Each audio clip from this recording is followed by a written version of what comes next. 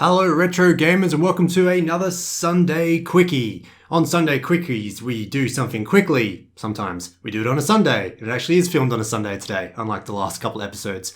And we all just look at something that's interesting in the retro gaming community. We do it with no scripts, minimal production values, and we all just have a good time. Hopefully. That's what I'm hoping anyway.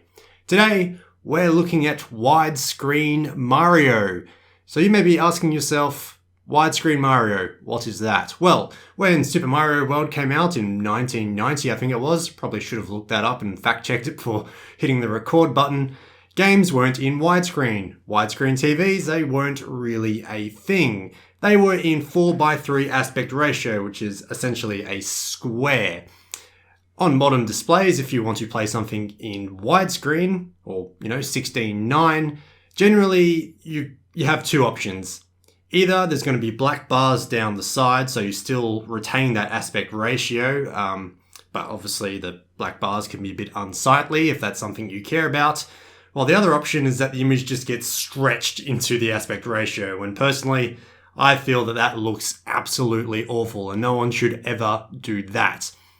To combat that, we have this. As you can tell, it's unscripted. So we've got this on The Verge. So this news is actually a little bit old. This is from June. I thought Nintendo may have attempted to have taken this down, but they haven't thus far. It is now the middle of August as I'm filming this. And I think I know why Nintendo haven't taken it down, so we'll get into that in a second. So, Super Mario World receives the widescreen emulation mod it deserves. So, basically, this is a ROM hack, and it is ROM hacked by a lovely gentleman named Vitor Viola. And I'm probably mispronouncing that. I'm not exactly sure where Vitor hails from, but if you're watching, hello, Vitor. If I'm saying your name wrong, I'm very sorry. Anyway, this is a news article, but let me just bring you straight to the GitHub where all the magic is happening.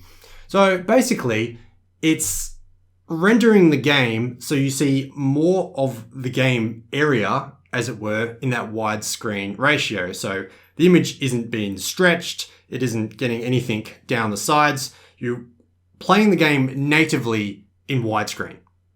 So hopefully that's making sense. I'll show you some comparisons in a second when we get it up and running, and if it's not quite clicking yet, hopefully it will then. So this is a free mod you can download, and it's essentially a ROM hack. And I think that's why Nintendo haven't pursued it legally, because there isn't anything here that's actually infringing on intellectual property. The everything I download here doesn't have any Nintendo IP in it at all. You need to provide your own Super Mario World ROM. So how you do that is up to you, and I'm not going to tell you how to do it in this video. I'm sure you know.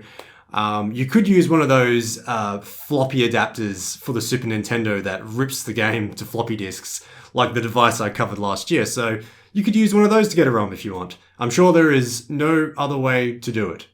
Don't ask in the comments, like, seriously. It's 2021. Use Google.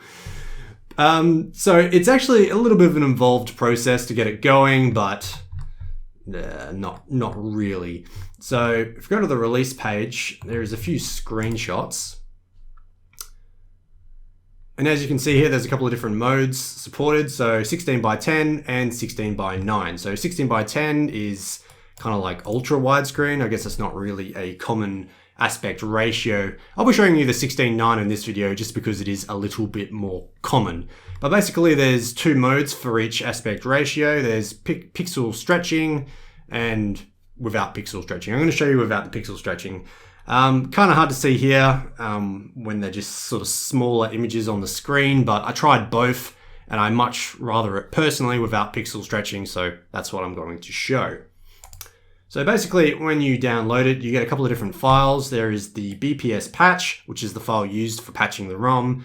The BSO file, which is the widescreen configuration file. You need that to make all of this work. That's where the magic happens. And we'll need to use an emulator called BSNES HD. It must be used in this. It's just what it's been designed to work with. But it does work in RetroArch.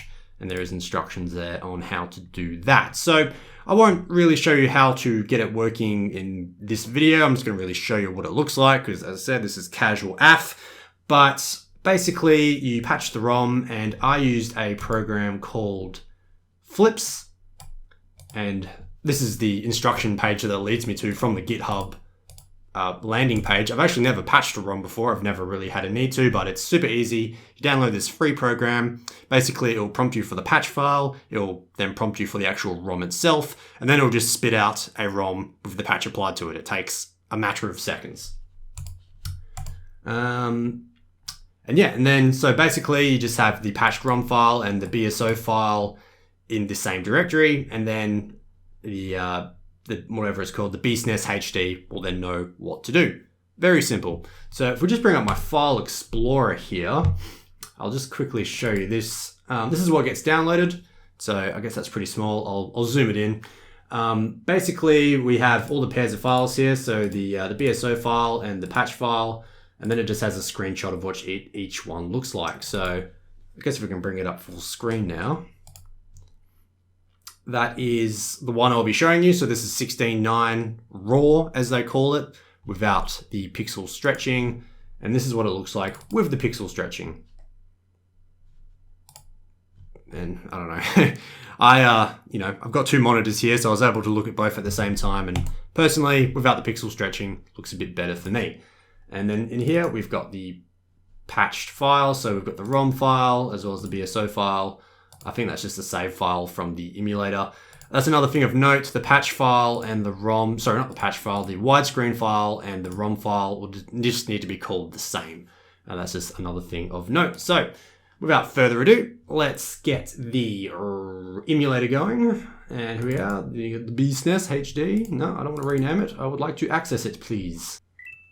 All right, let's turn off my sound. And here we go. And as you can see, it's in widescreen. This may be more apparent when I actually go into a level. But look at this. Look how much extra play area we have. So just as a comparison, I'll just throw up on the screen right now what just the normal version looks like in the 4:3 aspect ratio. And yeah, as you can see, we've got so much space.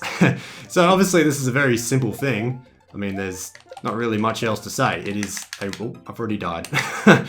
I was playing much better before when I was testing it, honestly. Let's just try that again.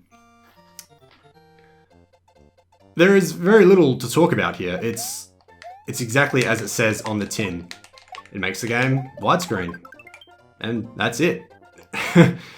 But I think this will be revolutionary for, streamers and stuff. I'm so sick of seeing videos where I don't really mind the bars so much, but when they stretch the output, it just looks like crap. Oop, Yoshi's in town. Alright, let's go eat some apples and,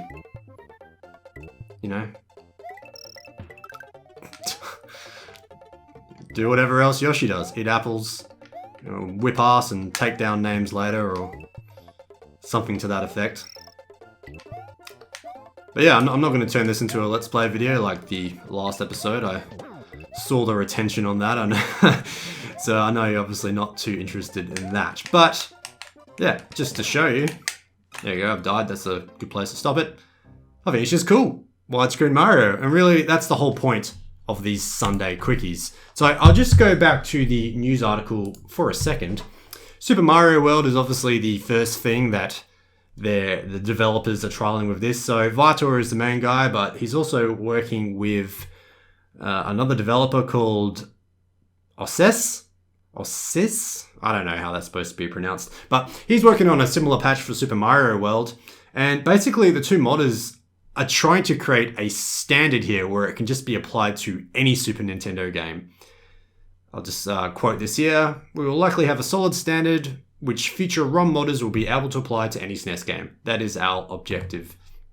And he told Retro RGB that. So shout out to Retro RGB. Although I don't think that is Bob from Retro RGB, but check out his podcast. Super awesome. Anyway, that is that. So yeah, as I said, not really much to talk about, but I thought it was cool just to bring it up regardless, because it is a super cool project. And it's good that Nintendo haven't nuked it yet either, and they probably want to. I'm sure they're just absolutely quivering in their boots about it. But they can't, so ha ha, Nintendo. Suck. Shite. Anyway, that will conclude this episode. Thank you very much for watching, and I'll see you in the next episode.